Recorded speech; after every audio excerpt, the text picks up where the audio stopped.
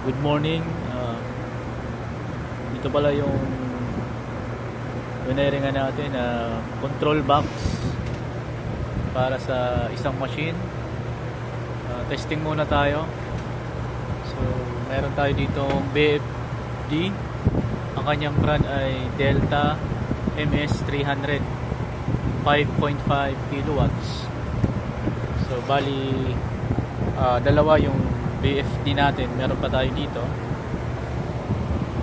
So, for testing muna tayo. Ito yung controller ng BFD natin na isa. Ang BFD nga pala natin dito na pangalawa ay BFDB. Kung di ako magkakamali, 2.2 kilowatts. So, nilagyan muna natin ng wire para dito tayo makapag-control. So, may kape. Ito yung motor na kukontrolin natin. So, dalawang motor to. Ito pa. So, ang sequence nito, running, inching, tsaka stop. No? Meron pa tong mga karagdagang control, pero doon na sa machine. Basta ang matetesting lang natin dito yung dalawang motor na sabay silang iikot, no? Ito sila, running, inching, stop. At meron ding manual para sa isang motor. So, naka-isolate yung kanyang control para sa manual. Kapag mamanualin mo yung isang motor na yan, so dito tayo sa control ngayon. Yung mga switch natin medyo magulo pa, no? Hindi pa natin nire-ready pa lang natin to para sa machine. So ito yung ginawa muna nating breaker. I-on natin yung breaker, ano?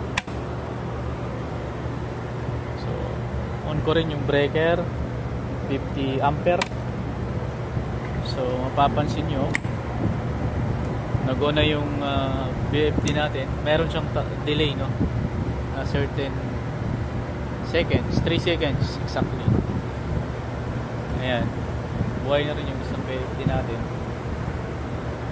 So dapat pag nagpindot ako ng run dito, umiikot yung dalawang motor. So umiikot naman siya, sabay sila umiikot, which is yun yung running, ano. So papatayin natin, may push button dito, stop. Oops,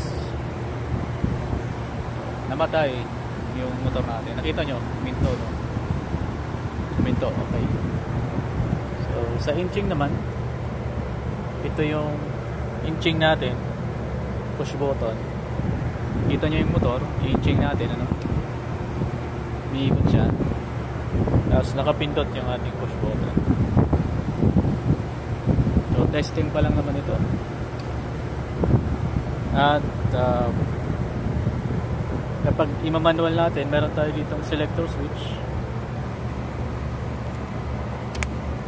Ayan, endot pa yung selector switch. Tapos ito yung manual natin. Dapat ang gagana lang yung isang motor.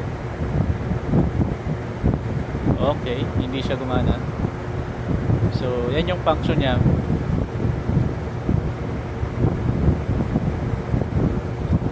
So ibalik na natin, ano. Yan na, gawin natin siyang automatic ulit. At meron din pala siyang remote, mga master. So ito yung remote niya na gagamitin natin para makontrol natin yung dalawang motor. So bale, ang kinokontrol lang ng remote na ito ay start stop lang. Yung letter A yung start, yung letter B yung stop. So ito na, buhayin natin.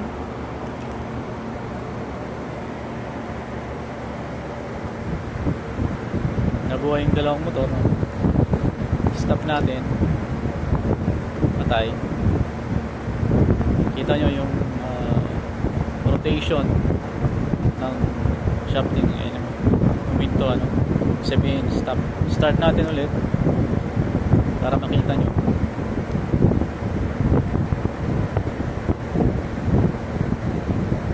And stop.